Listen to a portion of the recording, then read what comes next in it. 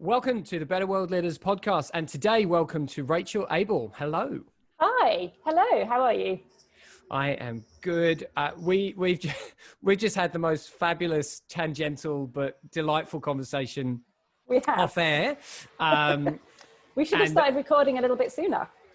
I know, especially since all of the background noise is now coming in, but never mind. Sorry. We will keep going. So Rachel, Hallow's from the same part of the world as myself, although at the opposite sort of side of the small island of the United Kingdom. And I think we'll just start there. So first of all, as opposed to saying, where are you? Because I think we'll come back to that. Yeah, just sort of take us through your journey. Where did you come from? And ultimately sort of what's brought you here to us today? Yeah. And I will apologise because just a quick reference to where I'm sitting. I'm Sure. at home, but for some reason right now, everybody in the street seems to have decided to have some kind of building work done on their house, which is perfect. And they've all kind of revved up just as we started recording, which is just lovely timing for us. But yeah, so I'm a Brit as well, like you, Tim. I was born and raised in Bristol, which is a reasonably sized city in the southwest of England. In terms of my kind of journey from a leadership perspective, because that's what we're talking about today, so I'll reference my leadership journey. Indeed, we could go on lots of tangents, but we'll talk about that. I think, I was raised by my parents were social workers.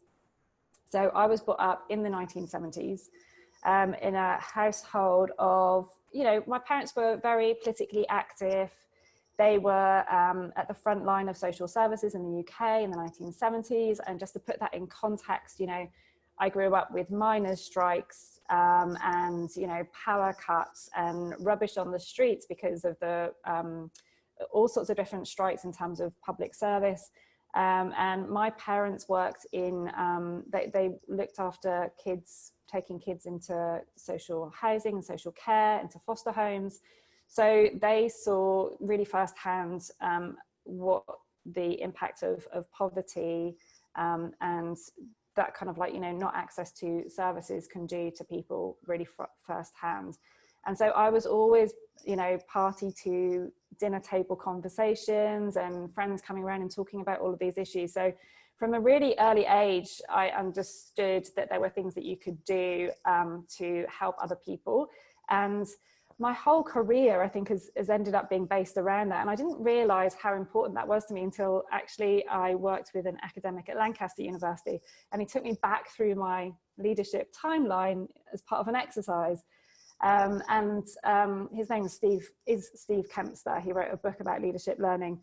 And he had this amazing exercise, which actually when he first designed it, he called it the tents, because he used to stick his students in a one-person tent on a hillside in the middle of the Lake District, which is in the north of England.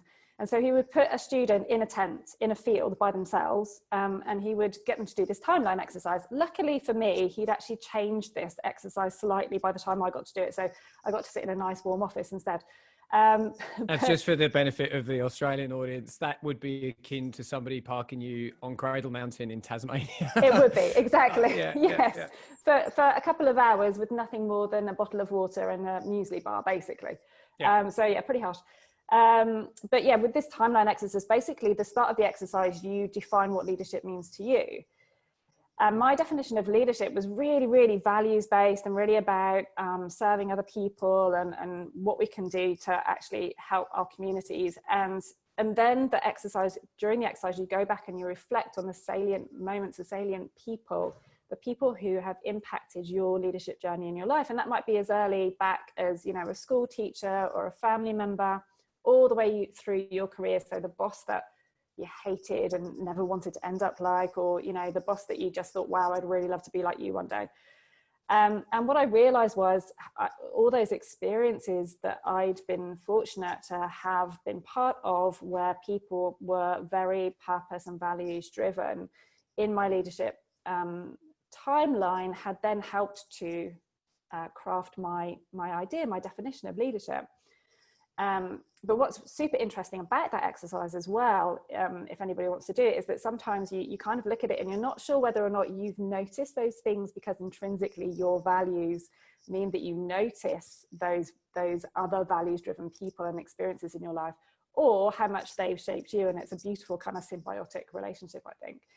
But I think that early part to my career basically ended up with me getting my first job in local government. And so I've had now about 30 years experience working within the public sector, so across government, health and higher education as well, both in the UK and more recently in Australia. So over the last 9 years or so in Australia. And I've been in lots of different situations. I've been very fortunate in that I've often held positions where I've been very close to leadership. So being able to sit next to the chair of a council and listen to how they deliberate their decisions, being in boardrooms, taking part in recruitment processes for leaders of organisations, but also being in frontline service provision. So listening to members of the public and hearing firsthand their stories and their difficulties and their struggles in accessing services. So I've been really lucky that I've had the range of those experiences, which now sort of like has really informed my current leadership practice. So now I teach leadership to others as part of an MBA course online at the University of New South Wales in Sydney.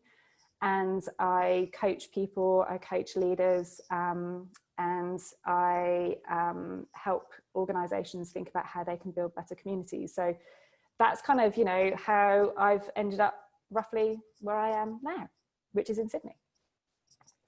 Which is a marvellous depiction of a journey with lots of undulations and Yes. lots of sort of there's been a lot of pivot undulations. points. Yeah, definitely. Yeah. So there'll be a lot that we can circle back on and reflect on. And this is the most interesting thing. I mean, the curiosity that I had, when you got in touch with me. I mean, that's the most interesting thing for me. We're talking today for the first time.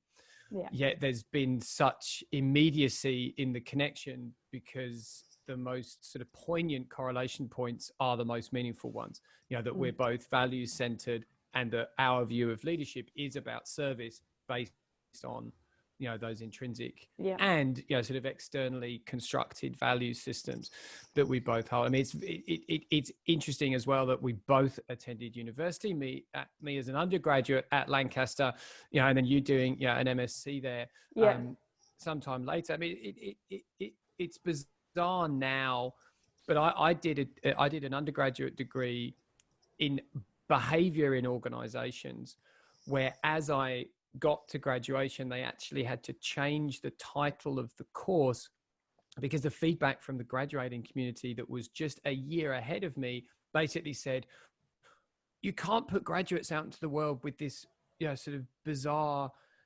sort of degree that says behavior in organizations. No one will hire us. They don't know what we've just been studying. You have to call it management and something. And just that period of time. So I graduated in 2002. Behavior in organizations, which we now very sophisticatedly call organizational behavior, was unrecognized in the mainstream, even of academia, let alone in corporate world, let alone by leadership. Whereas now we have organizational design, development, behavior, et cetera. So you've in a way kind of returned to my point of origin from an empirical perspective. And no doubt the university has continued to progress. But that point about saliency of leadership, I think, is so valid. And as a reflective exercise, I mean, I'm a little bit more masochistic. I'd probably say I'll take the 10 option. I'll go do that. But I think that, what a great exercise. And I'd be really, really interested to hear, some more anecdotal, sort of evidence, if you'd be happy to share some as the first circular motion, sort of through your journey. What were some of the standout moments, firstly for you, and then, we might ask about some of the shared experience that you've had with other leaders that you've taken through that exercise. Yeah. definitely the tent option is much more romantic, I would say. You know, the idea of that is fabulous, isn't it? And the Lake District is a stunningly beautiful area of the UK. So, you know, any opportunity to get out in the hills of the Lake District is brilliant. It's a really interesting process. So some of the work I do now is around helping individuals. So I coach individuals about how to really leverage their own professional networks in a way that gives them more scope for influence in terms of their own personal leadership, thinking through connecting people with their career values and the impact that they want to have in their careers. And I use that timeline exercise as part of that process because many people haven't had that opportunity or taken that time to really reflect on their leadership journey, and also to have that conversation and think through how to align themselves with their values. So it's something that some of us kind of intrinsically know, but unless you've actually been through that kind of work, you wouldn't necessarily have written it down or put it into words or kind of found a way of communicating that to other people. And so that's some of what I do now. So I've used that exercise many, many times, but obviously within that as well, then you're also constantly reflecting and revisiting your own leadership journey too. And so there's definitely a few salient moments. And you know, you talked about my sort of pivoting career. There's definitely moments where that's really pivoted for me. One of my earliest leadership sort of like memories was actually, and this is something, funnily enough, I was just sharing with a new cohort of MBA students. Another colleague at Lancaster University, funnily enough, I'm a big fan of storytelling. And there's an academic at Lancaster called Emma Watton, who now directs the MBA courses programs, and she's written quite a lot about storytelling in leadership.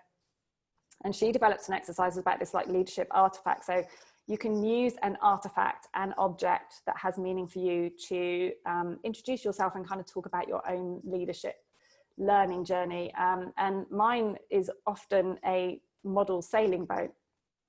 And there's lots and lots of leadership analogies we can put together with sailing. I won't go into all of those. We'll be here forever if we do that. But some of the reason that that kind of boat is significant to me is because when I was about 11 years old, I was very lucky. I got taken on a school trip. First year of high school, we went off to the Norfolk Broads in the UK, which is a very, very flat area of England with lots and lots of waterways and canals.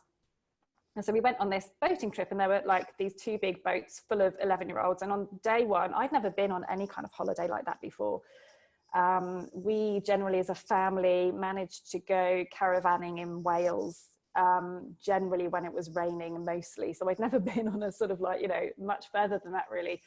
And we went to this amazingly beautiful area, and we were on these boats, and the head teacher who was leading the groups on day one said to me, okay, Rachel, I'm making you bosun of this boat. You're basically the petty officer. You're in charge of this boat and these kids for the entire week.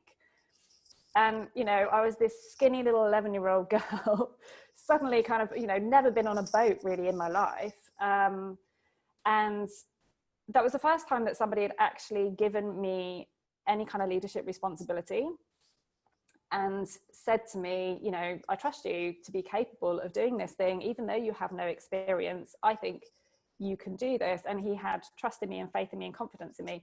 And I remember that so vividly. And I remember, like, you know, so many moments of that experience being really actually quite difficult, but such an amazing learning opportunity. And so when I looked back at my sort of leadership development, how pivotal that would have been actually as a woman, a young girl, to be given that kind of responsibility at a young age. And I think it's so important that we think about that, even, you know, back when, you know, we're in school, about making sure that as many kids as possible get given those opportunities. And especially those people who wouldn't necessarily naturally consider themselves as somebody who has the potential to be a leader, because I think, you know, having those early experiences and building that confidence is really, really important. And I've been very lucky because I've worked in governance, because I've worked in higher education, in the offices where I've worked with the leaders of those organizations. I've seen people kind of at the top of their game in terms of leadership. So been around people who are CEOs, directors, leaders in council, members of the board, health authorities, and really being able to observe those people who are at the sort of top peak in their careers in those environments, and learn from them by observing, by being next to people, being able to have a seat at that table.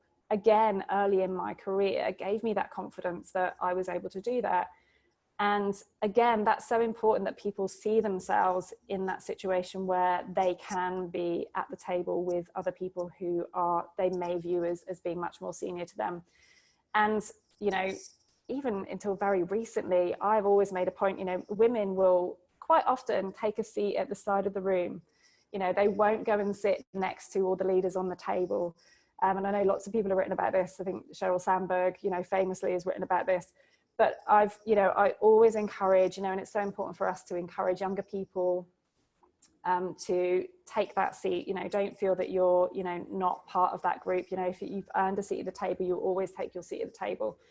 Because there's so much you can learn just by listening and observing how other people interact, whether that's things that we want to mirror and we want to operate like that ourselves, or, sometimes and more frequently, sometimes things that actually we don't want to do and ways that we don't want to operate, and it helps us to form our own leadership practice. So I think that's really important. And, there's been lots of people where I've been able to observe areas of practice that I've just thought were really incredible. I remember one person who was the leader of Bristol City Council at the time, where there was a huge amount of change. And one of the things that she did was she, in the days where you didn't really ask your members of staff what they thought, she actually held these big public consultation meetings and asked her members of staff how they thought she should make her decisions in those difficult times.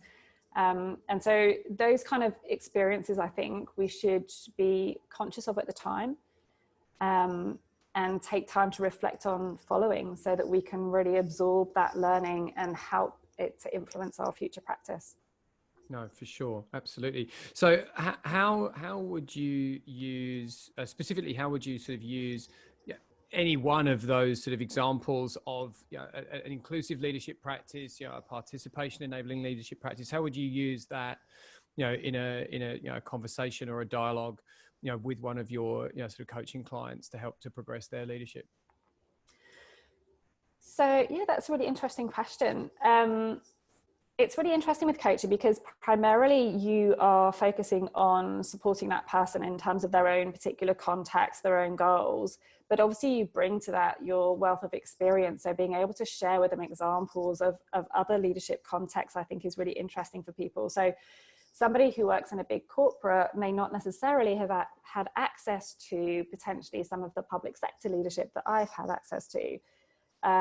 Somebody who's an MBA student may be sort of at the start of their leadership journey, so they haven't had that wealth of experience. So I think bringing in those examples are really, really useful.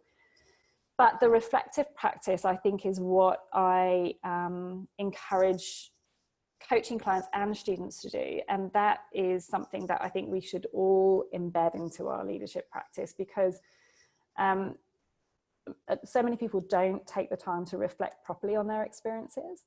So using something like a critical reflection kind of process, where you kind of think about something that's happened during that week, or somebody that you've worked with.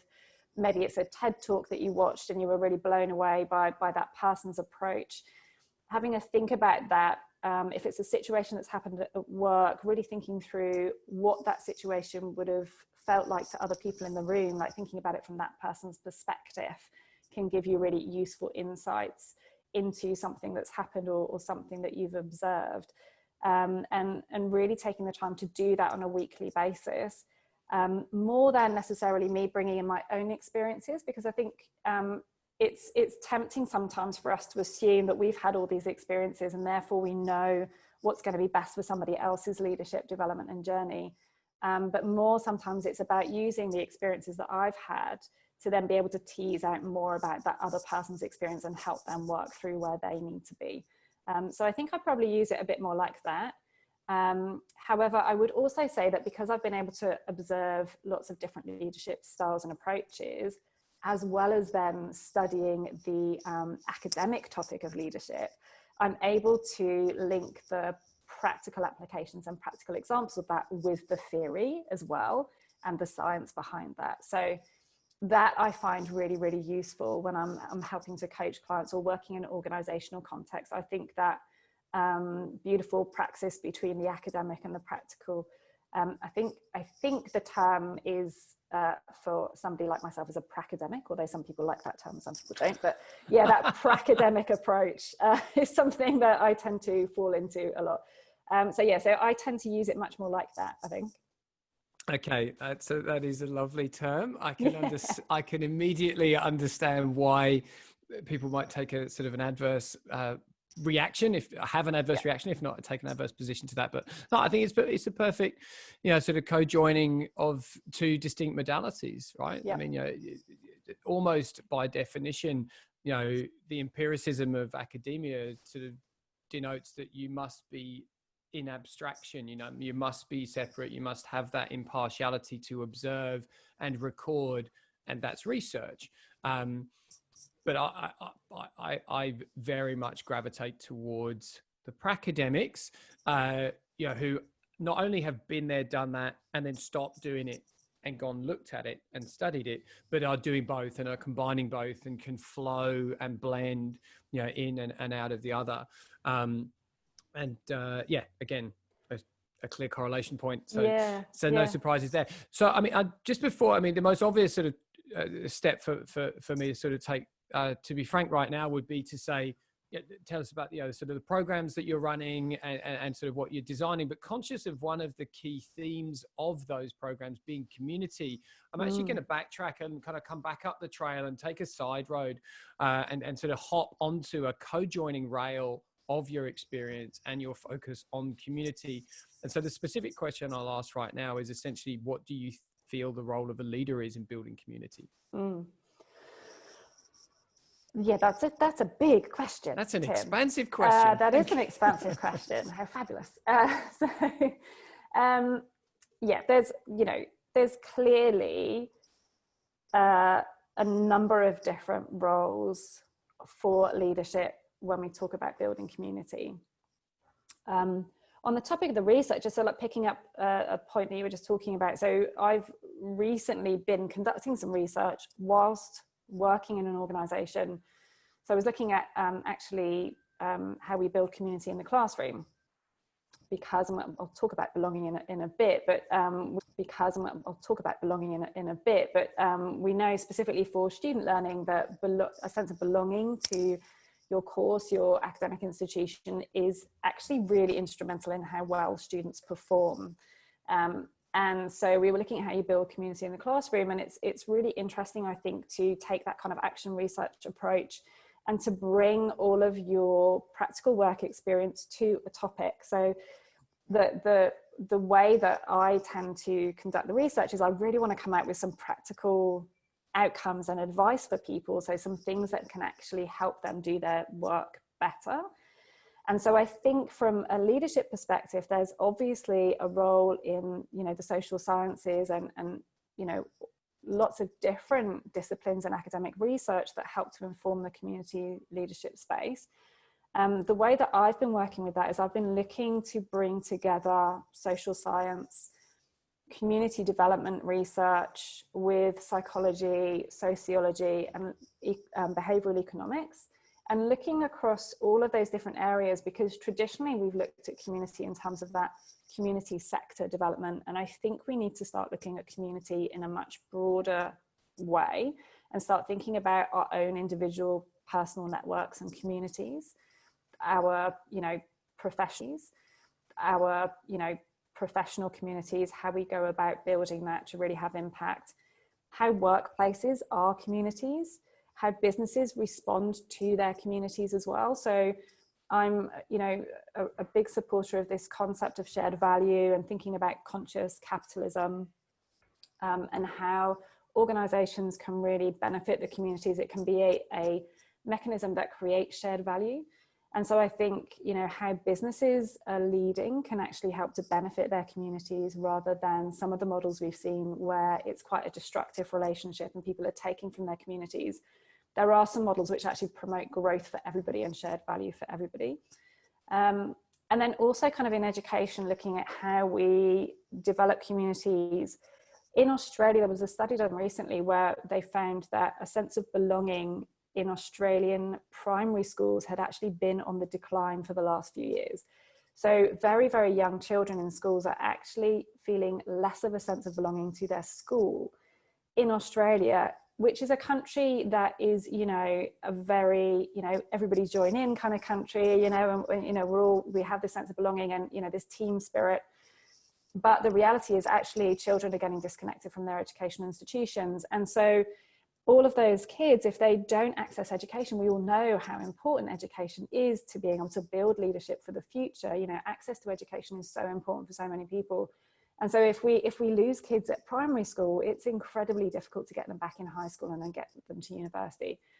So again, I think leadership from an educational perspective and thinking about community, how we build community in schools, connect with our local communities, especially in areas where some of those kids may find it more difficult to access those resources, is super important. And then, so that's how I'm sort of thinking through about leadership in terms of community. And I think we need to make sure that we regard leadership as a process. It's something that we do. It's not necessarily something that's attributed to somebody in a position. So we all can inhibit leadership. It's something that should be shared and distributed amongst a group of people. So somebody who has resources and privilege and skills should be looking at how they can enable other people to enact their leadership as well. So how we can listen better to our communities, and how we can empower people to really have their own sense of agency and ownership in their community. And whether that is in a community organization sort of setting, or whether that's in the workplace or a school or in our own lives, I think all of those, that sort of sense of leadership for me, that's how I make that connection.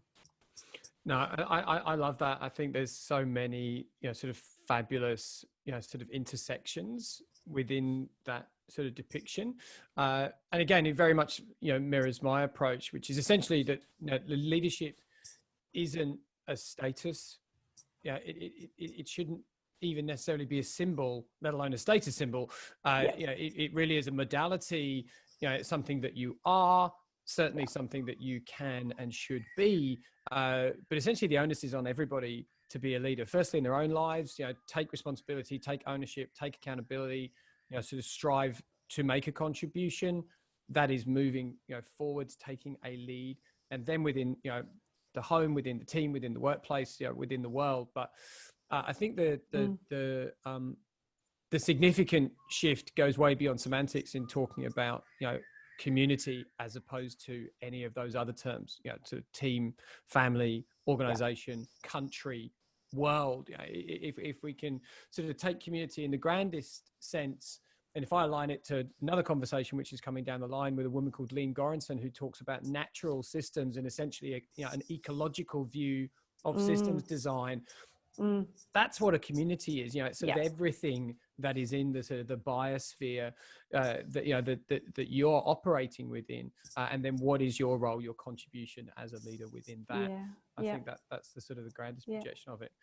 So I mean, to sort of circle back, go on. No, you look like no. I was just going to say, I think the other thing, that the way that I view it as well is, we're all part of lots of different communities. So it's really interesting, I think, it's sort of contemporary society, thinking about how we interact in lots of different communities. One of the people that I interviewed in my podcast series that I've just completed was somebody who's really big and has a huge online presence, Hank Green. So he's one of the earliest YouTubers, and he's got a huge online presence.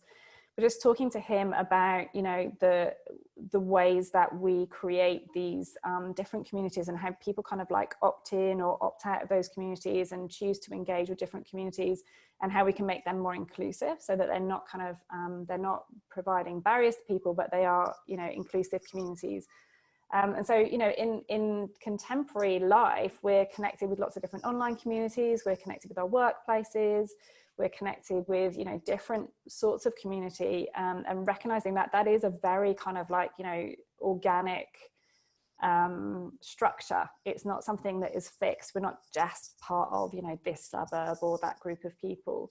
And so recognizing that and working with that, but also like, you know, what's our role in those communities? What, as you know, as leaders, what do we want to do to move those communities forward, and how do we have that personal impact?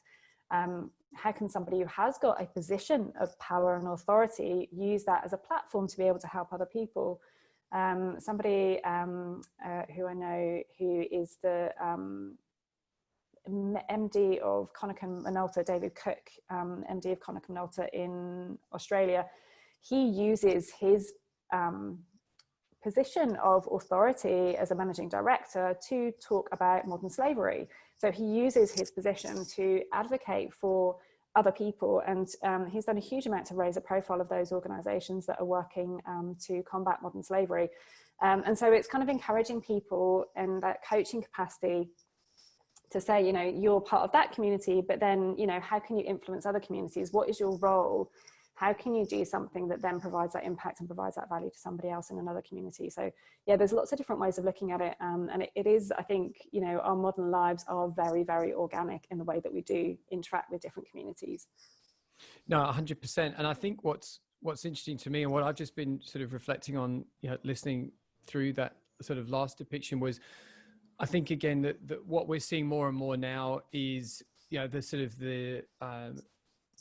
the anti-separation of the sort of different elements of our lives. So, you know, go back even just 10 years, but certainly 20, 30 years, it was all about compartmentalization, right? You would go to work, then you were a working person, then you would come home, and now you're a family person, then you go to the pub, and now you're a social person, and so on and so on. And I think we're moving through, and we probably transitioned past a while ago, the notion that you were just all on all the time, right? Like, and we understand that that's counterproductive and kind of contradictory, and that's not what it is. But I think now it's this sort of like this morphing of all the different modes. And what I think is happening is the realization is building, if not quite here, that the way to optimize this, so again, co-joining of all of these different communities and these different modes that you live within, is to sort of take the learnings and the best parts of all of them and then apply them to each of them as you sort of occupy that space for a time. So to circle all the way back to salient moments and the leadership journeys and so on, I think, you know, a lot of people would talk about earliest leadership moments, not in a workplace. You know, they might have been at school, or they might have been within a friendship group, or they might have been in a hobbyist group. They might be in their 30s, having had a 10-year work career, and be the captain of their sports team. And then be surprised when someone at work says, oh, but you're demonstrating all these leadership traits. We're going to promote you. Right. And you kind of forget that you've already internalized the capability because you've built the experience somewhere else. So again, to come back to your point, if we're not giving children a sense of belonging in that very first outside the family community environment, and to another one of your earlier points, we're not giving them explicit leadership opportunities. Even you be, you know, the head of the, you know, sort of the class for a day at kindy, that's you.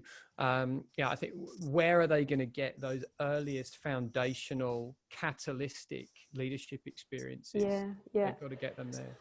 And I think that point you make around, I mean, obviously we're having this conversation, we're in the midst of a global pandemic, and, you know, lots of people are having very different experiences based on, you know, geographical location, but also socioeconomic factors, et cetera. And I think, you know, for us in Australian context, a lot of that has meant predominantly that we've changed the way that we are going about interacting with our community. So for our context, that's had, you know, quite a profound effect on that, as it has for lots of other people around the world.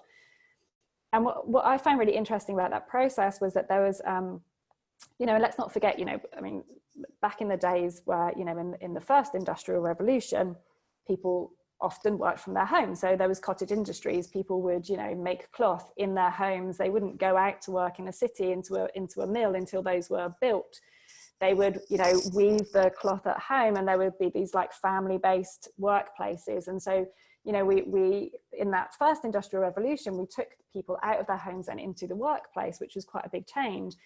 And, you know, lots of people have written about the fourth industrial revolution, you know, something that is going to be shifted in terms of technology. But I think what's really interesting is that actually this pandemic has started to shift that more focus on taking people away from necessarily a workplace or an office or a city location, and potentially back into the home much more frequently. And so there's lots of issues that come up in there around how we interact with our workplace communities. I thought it was great that so many people were actually sharing much more of their personal lives, because you're inviting work into the home. So via Zoom, you know, you can see that I've got some plants behind me. You know, my dog may start barking and introduce themselves to the conversation as well. So lots of those kind of things were happening in office places, you know, all around the world. People were holding their cats up to the screen, or, you know, sharing something about their daily lives. And so we're kind of letting work back into the home again. And that presents lots of interesting opportunities, I think, for organizations to really rethink what community means to them, what it means to be part of their organizational community. If you don't go into a place where you're all part of the same organization, how do you still keep connected with your community at work? You know, interacting on Zoom is great, but you kind of miss those incidental conversations. There potentially is, you know, lack of opportunity for creative interaction, just kind of chatting about your day and having that personal interaction, those kind of things. So I think there's lots of really interesting opportunities for workplaces to completely go back to square one and rethink how they can operate in terms of community. And for people to kind of choose a little bit more about whether or not they want to go into a workplace, or whether they would prefer to actually work from home a little bit more, which doesn't suit everybody. Some people actually actively dislike it. They actually like to keep those things separate. But I think more and more of us are wanting to have, you know, a bit more flexibility about how we interact with our communities, what time we spend in different parts of our lives. And so I think there's some amazing opportunities there. And I think that is going to shift a bit more rapidly than maybe some people thought. No, I agree. I mean, it's something that we interestingly, I think we're working on and with, you know, years ago, you know, 4i has always been a virtual organization. You know, we have physical offices, which we do cohabit, you know, on an interval, but, you know, we've got people in various countries and various states of a big country. So I think something that we've certainly been playing with and finding is the sort of the lubricant and the bonding agent, you know, for a lot of those interactions. And I know that, again, this is something that you know, we're very aligned on, is to make values prominent in everything that you do.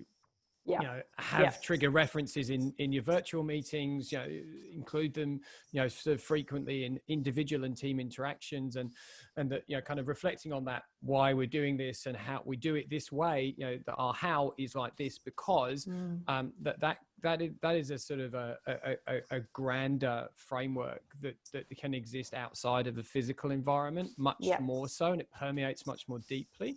But I think the other topic that we went quite long on off air, you know, on the diversity side, you know, if you can find the way to build systems and structures to have all of those, you know, sort of intermittent interactions, and have the creativity and have the genesis of all of those social interactions that's not reliant on occupying a physical space, well, what's the upside? Well, the upside is you get access to this incredibly diverse community that aren't physically able to occupy the same space. Yeah, and even if they are in the same city, you know, they might not necessarily be able to overlap at the same time, but you can broaden the access and you can kind of open avenues that literally can't exist in the physical world. But if you get it right and you kind of invest the time and effort and energy and talk to people like you, Rachel, you know, you can figure out that there are ways through it. Now I'm just going to sort of try and sort of join these two rails now, and just ask you a specific question, you know, really sort of with the purpose of providing some tangible, actionable, you know, advice that anybody listening to this can go and immediately apply to their leadership. So how would you, you know, recommend, you know, leaders can, you know, sort of gather the threads of this conversation and put some specific action points in place to improve their leadership? Yeah, well, I would challenge anybody to gather the little threads that we've been on lots of tangents, haven't we? I think sort of pre and during this conversation. So I think that's a leadership challenge in and of itself, Tim, for everybody. But I would say, I think building in that self-reflective,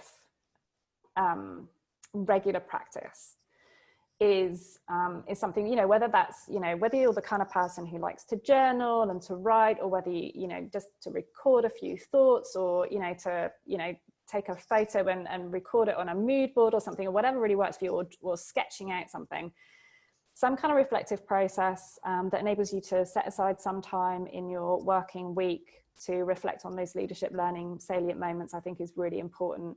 And will provide you with a really great basis for you to continue to develop as leaders. And we're all, you know, we should all regard leadership development as a lifelong learning process. I'd encourage anybody to do that.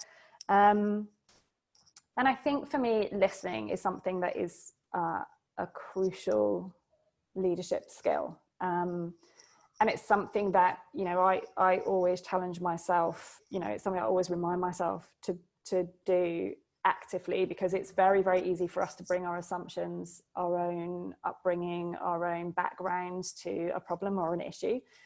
And it's incredibly important for us to continue to practice to put those assumptions aside and to really listen to the people who are talking to us, the people that need our help, the people that are asking for our guidance, to really listen to what their concerns, feelings, issues are, so that we can then develop something to help support them, you know, progress in whatever issue that might be. So whether that's, you know, from my perspective, whether I'm working with an organization, really sort of, you know, making sure that I'm not making assumptions about what the problems or the issues are, like really, you know, finding mechanisms to work out what the issues actually are that need to be tackled. Or whether I'm coaching an individual, really listening to what they're saying and being able to explore their issues rather than assuming I know how to fix their problems. And I think, you know, as leaders, we quite often, you know, especially when you become more experienced, it's quite easy to jump to a conclusion in decision making, in everyday decision making, or in complex decision making. So finding a way to develop those listening skills, I think, is really important. And sometimes for organizations to formally put in place those mechanisms where you can get feedback from, you know, your communities, your customers, your staff, your peers, you know, that's super important too. And I think, you know, we've talked a lot about values, and values, it's something that I think, you know, if you're a very values driven person, you can assume that that's something that comes easily to people. And often it's not necessarily a conversation that some people are comfortable having. You know, the environment that you work in may not be one that is values based. And so how you go about being a values driven leader in an environment maybe that doesn't support that, I think can be really, really challenging. So it's not necessarily something that's easy to achieve, but I think it is something that's so key to the future of responsible, ethical leadership. And I think, you know, as much as we can support everybody in how we go about doing that. So really kind of doing those things that you need to do to be able to, as you were saying, you know, having those conversations where you consistently remind people of what your values are, you talk about your values, you work that into everyday conversation. You say to people, you know, and call people out when something is happening that potentially is not in congruence with those values. To be able to have those conversations, I think is really important. And, you know, ultimately that's the way that we're going to progress some of the issues that we were talking about in terms of diversity and inclusion, is about having those, you know, difficult conversations and calling out those values. You'll find audio and video recordings for this episode, as well as links and related resources mentioned today in the podcast area of 4iLeadership.com/insights. This is the Better World Leaders podcast, brought to you by 4i Leadership.